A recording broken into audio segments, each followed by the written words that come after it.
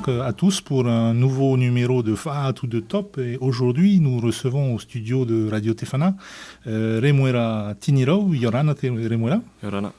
Alors, est-ce que tu peux te présenter en deux mots, nous dire d'où tu viens FAT? Je m'appelle Tiniro Remuera, j'ai 26 ans, je suis troisième dan de taekwondo, athlète de haut niveau, champion de France en titre et je suis de FAT à Pamatei, résidence Tiari. Pamatei, donc on salue donc tous les habitants de Pamatei qui doivent te connaître ou te reconnaître donc à travers cette émission. Dis-moi, Remuera, comment est-ce qu'on démarre le taekwondo? Pourquoi est-ce qu'on fait pas plutôt du vélo, de la rame, du foot, le surf? Comment est-ce qu'on démarre le taekwondo quand on est petit et à quel âge tu as commencé? Mais moi personnellement, je sais, j'ai pas su quoi choisir comme sport. Mon papa il m'a vu devant la télé en train de donner des coups de pied à gauche à droite et c'est lui qui m'a placé dans le taekwondo que j'ai commencé et j'ai continué jusqu'à maintenant. Ah ok, il s'est dit si je le mets pas au taekwondo il va finir par casser la télé, donc il vaut mieux que je lui fasse prendre des cours de taekwondo. Ouais, peut-être. D'accord. Donc partant de là, c'est des entraînements toutes les semaines, tous les jours. Comment ça se passe quand on démarre le taekwondo? Et où est-ce que tu as démarré le taekwondo? J'ai commencé au club de la mission avec J.C. Rémy qui m'a entraîné jusqu'à ce que je sois champion de France. Au début, j'apprenais la base du taekwondo jusqu'à ce que j'ai touché au niveau du combat. Au niveau de combat, donc on n'est plus dans les simulations, dans les katas ou les choses comme ça, comme on a en karaté, c'est vraiment ouais. on porte les coups. Alors. Ouais, en taekwondo, il y a le côté traditionnel où c'est la base du taekwondo. Il y a un autre côté où c'est plutôt de la compétition où tu affrontes. Avec des protections quand même, j'imagine. Oui, protégé toujours.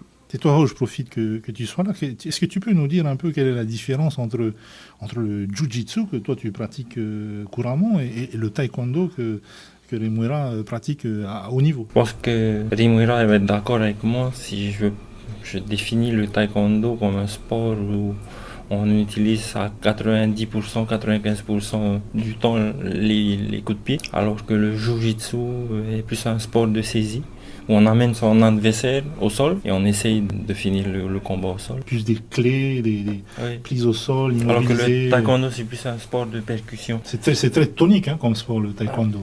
Ouais, c'est très tonique et c'est reconnu comme un combat à distance. Plutôt que le combat de jiu-jitsu. D'accord. Donc au taekwondo, on ne saisit pas son adversaire. Non.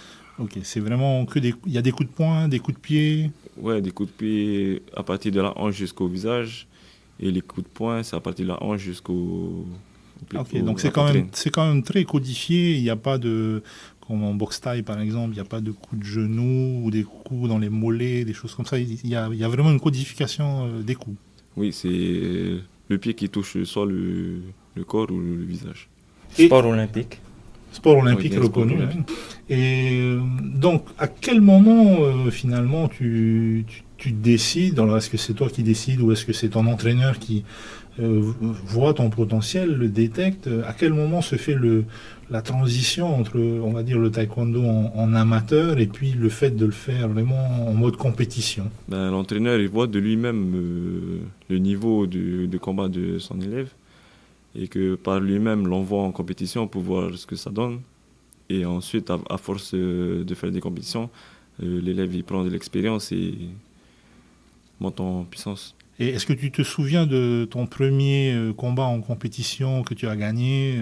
C'était à quel âge et à quelle occasion? Ma première compétition, c'était en novembre 2002, où je gagne la médaille d'or des championnats de Polynésie, la finale 12-5, et ce qui me qualifie pour les championnats de France, c'était en mai 2003, où je termine vice-champion de France. Donc tu gagnes ta première compétition? Ouais, je gagne ma première compétition. Tu avais quel âge? 13 ans. Et ça fait quoi à 13 ans d'être vice-champion de France?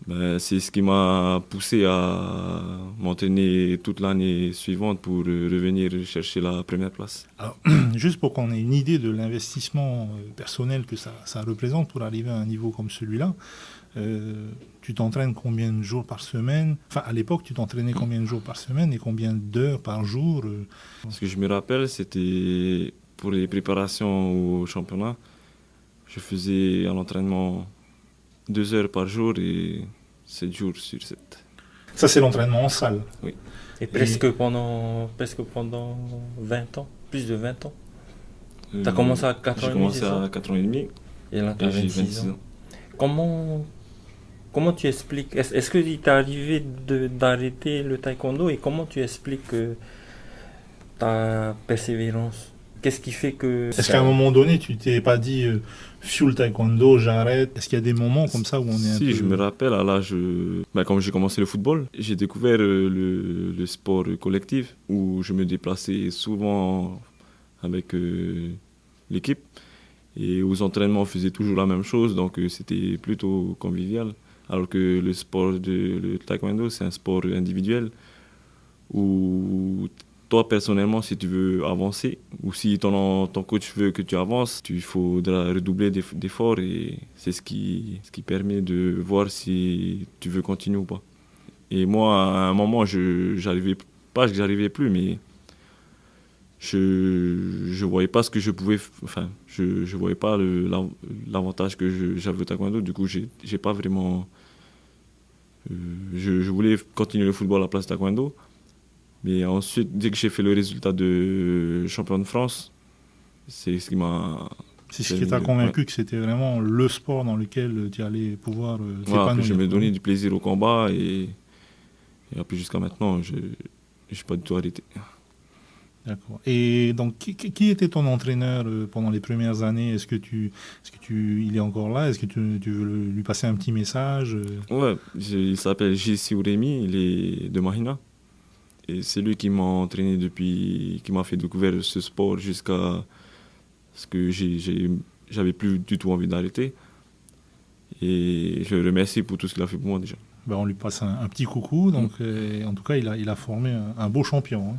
Alors, est-ce que tu peux nous parler un peu des coupes qu'on a devant nous et des médailles qui sont là? Qu'est-ce que tu as gagné au fil des années avant d'être champion de France et après? Enfin, vice-champion de France et après. J'ai beaucoup de médailles où j'ai combattu ici, comme les championnats de Polynésie, Coupe de Polynésie, les championnats de communes et les médailles où j'ai ramené de France et d'Australie ici. J'ai fait médaille d'or au championnat de France. Je suis triple champion de France, double vice-champion de France, triple médaillé de bronze au championnat de France. Je suis double médaillé aux Océaniens. J'étais le premier Tahitien à décrocher la médaille d'or aux Océaniens en senior de l'histoire de la Polynésie. Je suis le premier champion de France universitaire tahitien. Et ensuite, j'ai gagné l'Open international de Madrid, qui s'est déroulé à Madrid.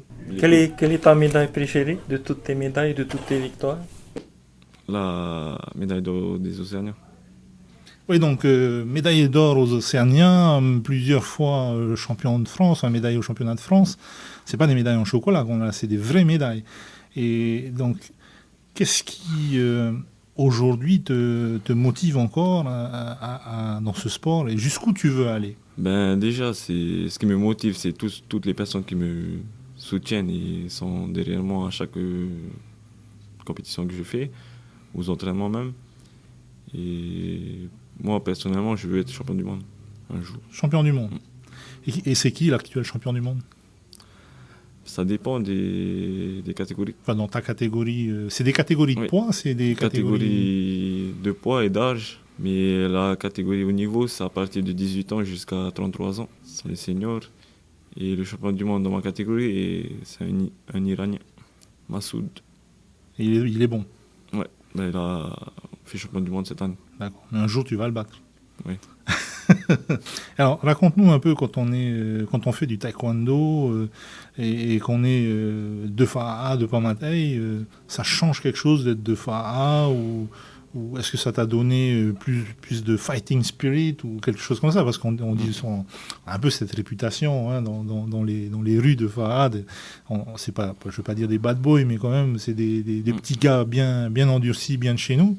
Est-ce que tu as déjà eu l'occasion de te servir de ton art martial pour te défendre ou est-ce que il y a bien une séparation pour toi entre le sport d'un côté et puis la vie dans la cité de l'autre? Oui, moi je vois bien qu'il y a la différence. Il faut faire la différence entre l'art martial et la vie quotidienne. Et moi, pour FA, j'ai toujours été fier de ma commune depuis que je suis petit. Vu les résultats sportifs que donnait la commune de FA. Et surtout quand je partais dans les championnats à l'extérieur, où on me demandait d'où je viens. Ils me demandaient exactement où, si j'habitais à Papeete et tout. Et dès que je disais FA, ils savaient que c'était à l'aéroport. Ils connaissaient déjà cette ville. Comment se passe l'organisation dans une famille avec un jeune champion? Papa et maman jonglent leur temps pour s'occuper de toi. Comment ça se passe? Maman et papa, ils ont toujours été derrière moi à chaque préparation, me pousser à avancer. Et avec cette aide, c'est ce qui me motivait à me lever tôt le matin pour courir, pour avoir du souffle, revenir de l'école et partir directement à l'entraînement et me donner à fond aux entraînements. C'était plutôt les parents qui m'ont poussé. Les deux, papa et maman? Les deux. Plutôt papa, parce que c'était un ancien boxeur qui aimait les combats et qui me disait toujours quand j'étais petit de bien m'entraîner, de savoir me défendre pour défendre ma famille plus tard. Comme tous les papas, c'est leur fils, c'est leur enfant. Comme tous les papas de FA. Ouais. C'est une question piège que je vais te poser là. Quelle a été ta plus belle défaite et quelle a été ta plus belle victoire? D'abord, je vais parler de ma plus belle victoire. C'est plutôt lors des Océaniens 2008, où c'était ma première participation à ces Océaniens en senior et que j'étais le seul Tahitien à ramener la médaille d'or pour Tahiti. Et de l'autre côté, pour ma plus belle défaite, je vais parler de lorsque j'ai affronté le champion olympique et champion du monde actuel, Servet Tazgul, qui est connu de tout taekwondoïste de la planète. On peut dire que c'est la légende taekwondo. Et lors d'un Open international où j'ai eu la malchance et la chance de combattre directement contre lui, j'ai perdu mon combat plusieurs points d'écart, mais juste avant la fin, les 2 premiers rounds, j'étais à 4 points derrière lui, qui est pour moi pas satisfaisant, mais ça m'a prouvé que j'étais quand même au niveau des plus grands mondiaux. Et voilà, c'est ma plus belle défaite. Quelle leçon tu en tires de ce combat avec Tazgul? C'est que même on peut combattre les légendes. Ils sont humains. Voilà. À ton sens, est-ce que tu as eu l'occasion de t'entraîner ailleurs qu'ici, au Fénois? Et si oui, quelles sont les différences que tu peux, toi, noter dans la manière de s'entraîner, dans les équipements qui sont disponibles, dans l'organisation même? Est-ce qu'il y a des choses que, déjà, à ton niveau, tu verrais qu'on pourrait améliorer ou qu'on devrait améliorer dans le taekwondo local qui permettrait à nos athlètes, à nos jeunes athlètes de se hisser vraiment au plus haut niveau? Moi, j'ai fait le taekwondo ici.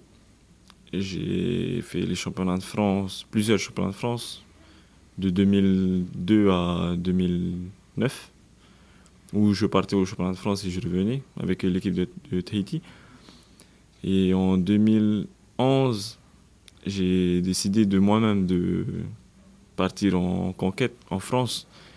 Et je me suis renseigné sur les clubs de France. Et à chaque championnat de France où je participais, il y a un club qui me donnait envie d'y aller. C'était le club de Montpellier, qui est le meilleur club de France depuis 2011. Et je suis allé devant la porte de ce club. J'ai essayé de demander à l'entraîneur, qui est mon entraîneur depuis 2011, si je pouvais accéder à leur entraînement. Je lui ai donné mon palmarès à peu près. Mais comme c'est le meilleur club de France, le fait que je sois champion de France, vice-champion de France et tout, c'était pas un motif suffisant pour accéder directement au club. Et il m'a laissé participer à mon premier entraînement, où on a fait des combats et où j'ai quand même tapé beaucoup d'élèves. Enfin, j'étais supérieur à beaucoup d'élèves qui étaient dans ce club. Et par la suite, à la fin de l'entraînement, il m'a demandé mon passeport sportif pour signer à l'intérieur comme quoi j'étais accepté dans le club. En un coup, tu l'as impressionné et c'était bon, quoi. Ouais. Et tu es resté combien de temps à Montpellier? 4 ans.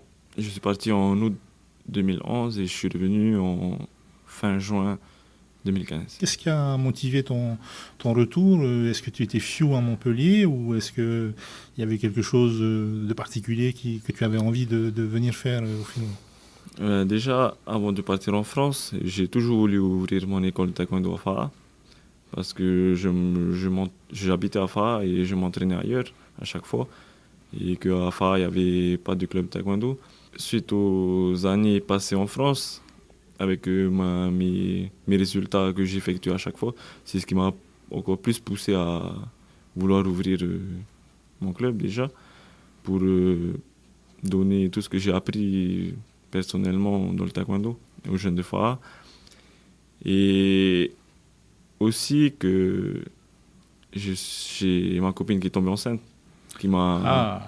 un futur taekwondoïste en préparation. Ouais, qui m'a dit que voilà, j'ai décidé de revenir et de me lancer dans ce que j'ai toujours voulu.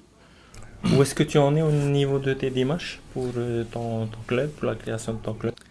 Là, j'ai déjà commencé à ouvrir mon association qui est officielle aujourd'hui, au journal officiel. Et lundi où je pars récupérer mon numéro de Haïti. Et ensuite, il y a 2 semaines, ou il y a la semaine dernière, j'ai eu un rendez-vous avec le responsable des sports de Fara, qu'on a parlé de mon projet et qui m'a dit, lors de la finition de mon association, qu'il fallait le recontacter pour qu'il puisse me baser sur une salle pour commencer. Tu es tout fraîchement de retour de Montpellier, tu es encore aiguisé au niveau technique et physique. Comment est-ce que ton club se différenciera des autres clubs de taekwondo de la place?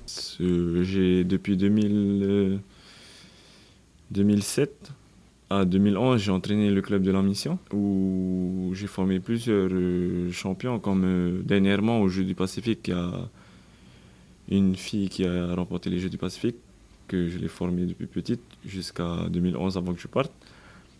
Et ensuite, j'ai entraîné de 2012 à cette année, avant que je revienne, l'équipe de Montpellier des jeunes, et qui m'a donné beaucoup d'expérience pour former des champions en combat.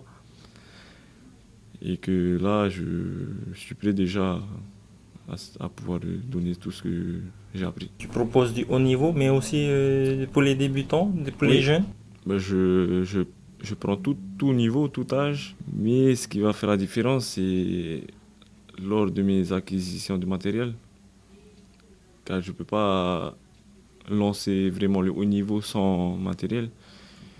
Et en même temps des entraînements, je me consacre à acquérir des matériaux, surtout avec mon entraîneur de France. Donc c'est un peu un appel à l'aide aussi? Aussi, c'est quand même.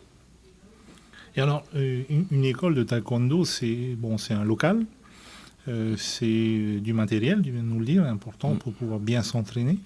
Et puis c'est une organisation, donc tout ça, tu as eu l'occasion de l'observer aussi bien à la Mission, où tu nous dis que tu as été formateur pendant des années à Montpellier.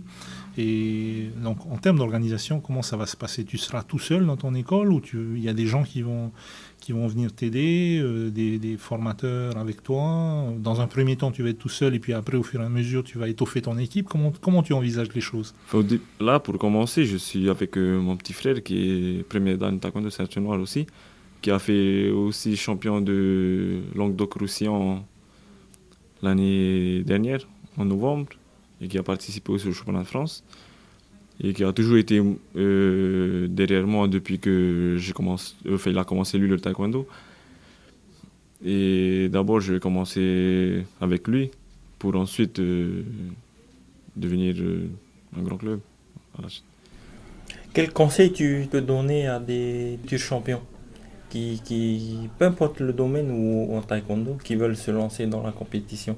Si tu avais quelque chose à partager avec ces gamins, qu'est-ce que ça serait? Moi, pour ma partie compétition, c'est ce qui m'a permis de voyager déjà, de sortir de notre île. Où moi, j'ai participé à plusieurs Open internationaux. Je suis parti dans plus de 10 pays, comme la Suisse, l'Hollande, la Croatie, l'Italie, en Amérique, en Australie, presque partout. Et c'est grâce au sport. Et quel conseil tu leur donnerais à ces jeunes qui veulent être champions plus tard? Il faut rien lâcher et se mettre dans la tête que même avant de commencer le sport, on est déjà quelqu'un. Qu'est-ce que tu veux dire par là? Que toute personne a le droit a le pouvoir d'être, de devenir ou de s'approcher à leur rêve. Donc il faut croire en soi pour arriver aux objectifs qu'on s'est fixés. Surtout ça. Eh ben, sur ces bonnes paroles, notre émission touche à sa fin. On remercie encore Rei Moira de sa présence parmi nous. Il a effectivement toute sa place dans cette émission, enfin à tout de top. Un palmarès éloquent. On l'évoquera plus en détail dans le jingle de l'émission. Mais en tout cas, Maruru Meitei.